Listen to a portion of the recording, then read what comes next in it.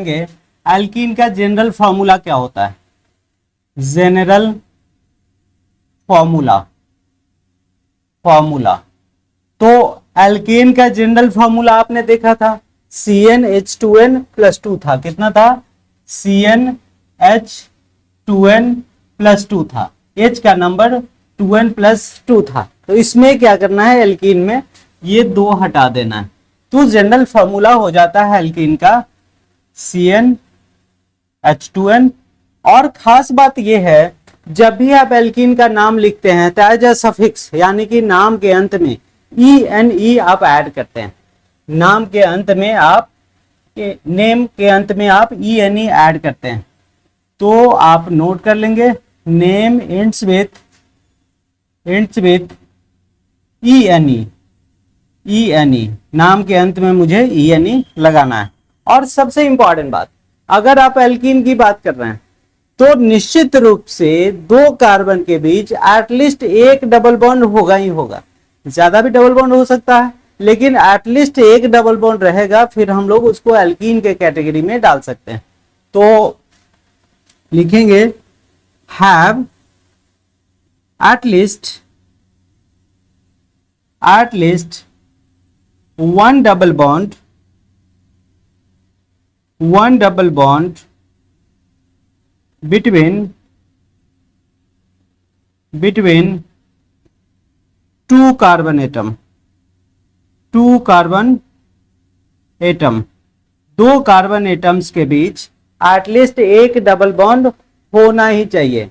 चलिए बच्चों, अब बात करते हैं हम कैसे हम लोग एल्कीन का नाम लिखेंगे।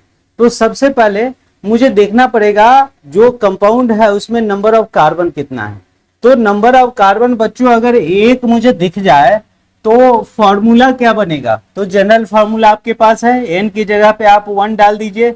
जैसे ही n की जगह पे 1 डालेंगे तो C हो जाएगा IH2 × 1 यानी कि CH2 हो जाएगा। बच्चों कार्बन का वैलेंसी 4 होता है और उसके साथ 2 ही हाइड्रोजन जुड़ा हुआ है, एक हाइड्रोजन एक ही बॉन्ड बनाता है, तो कार्बन का बॉन्ड फुलफिल नहीं होता। दूसरी बात, कम से कम 2 कार्बन चाहिए ताकि उसके बीच डबल बॉन्ड बने, तो इसमें आपका एक ही कार्बन है। तो याद रखना जो फॉर्मूला बनेगा CH2, लेकिन ये गलत है, इसका एक कार्बन का कंपाउंड कुछ बनता ही नहीं है एल्कीन में। एल्कीन में जब भी बनेगा तो फर्स्ट कंपोनेंट जो होगा वो एटलीस्ट 2 कार्बन का होगा। तो अगर हम ले लेते हैं कार्बन का नंबर 2, कार्बन का नंबर 2 कंसीडर कर लेते हैं। इस जनरल फॉर्मूला में अगर हम डाल दें तो बच्चों ये हो जाएगा C2H4। अब यहां से भी देख सकते हैं एल्कीन में होता क्या है, तो जितना कार्बन का नंबर होता है ना उससे डबल हाइड्रोजन का नंबर होता है, तो जितना कार्बन का नंबर देंगे उसका डबल हाइड्रोजन का नंबर कर देंगे। अब इसका नाम क्या होना चाहिए, रूट वर्ड आप पढ़ चुके हैं बच्चों। जनरल रूट वर्ड अगर 2 कार्बन हो कंपाउंड में तो उसके लिए ईथ इस्तेमाल करते हैं, तो इसका नाम हो जाएगा ईथ, और लास्ट में क्या लगाना है मुझे, ENE, इसका नाम हो जाएगा इथीन। इसके बाद अगर बात करें नंबर ऑफ कार्बन 3 है तो 3 होगा तो C3H6, इसका नाम हो जाएगा 3 कार्बन के लिए प्रोप, और लास्ट में ENE।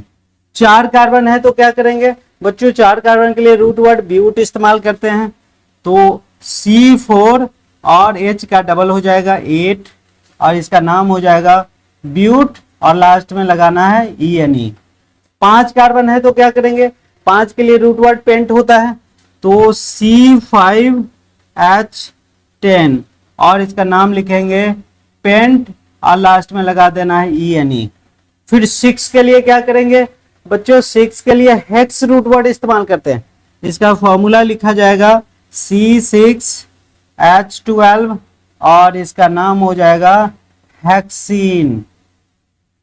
7 के लिए C7, H का नंबर इसका डबल, CH14, और ये हो जाएगा बच्चों हेप्टीन। 8 का क्या हो जाएगा, CH816, इसका नाम हो जाएगा ऑक्टीन। ठीक है, इस तरह से नोनिन भी हो जाएगा, डेकिन भी हो जाएगा। तो ये सारे नाम को लिखना बहुत ही आसान है। अगर एक बार आप रूट वर्ड इसका समझ गए और जनरल फार्मूला समझ गए तो सभी का नाम आसानी से आप लिख पाएंगे। बच्चों नेक्स्ट बात करेंगे हम लोग अल्काइन।